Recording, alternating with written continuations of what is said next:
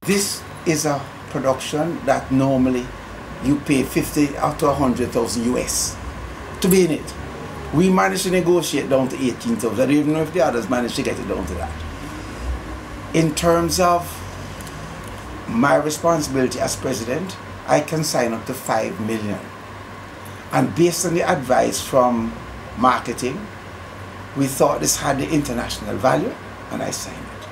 I have no regrets and I have no apologies. This is value for money. What is part of the responsibility of the procurement committee, you know, you probably have to just go by Shikai and Misa. Part of the response is that you have to train your procurement committee. Procurement has always been an issue because the procurement, even when I came here in 07, was already being beaten upon because you need procurement of things that you can plan and things that you can't plan. Because as you're going along, emergency situations come up and you need to buy things. We now have a $46 million US project here, 2/3 of which comes from the CDB, Caribbean Development Bank, to government as a loan and to us as a grant. And we have to find the remaining 1/3.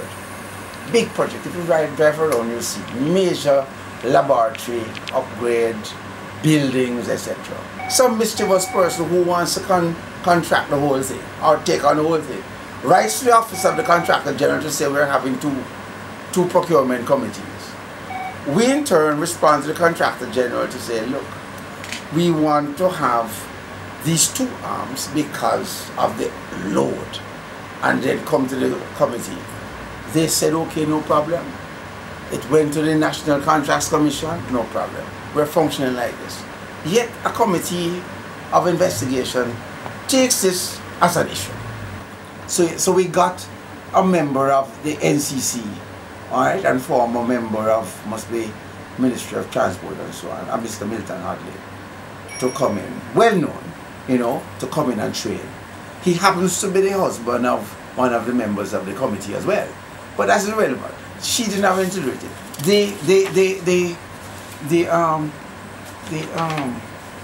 The CBFO, oh yes, see a copy of his email here, which is saying to me, I took this decision based on precedents, based on section this, section that, right?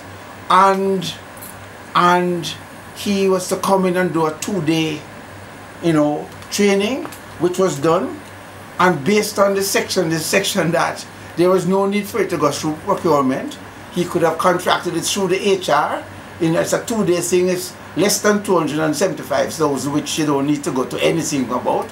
And he contracted the gentleman.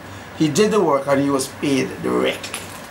Now, for somebody in procurement to enter a line saying the job was not done is right. They're saying that it was not done.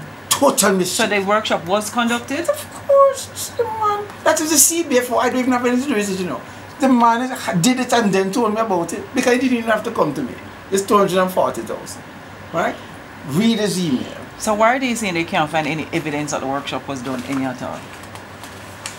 Because they're not interested in getting the detail. They have an agenda.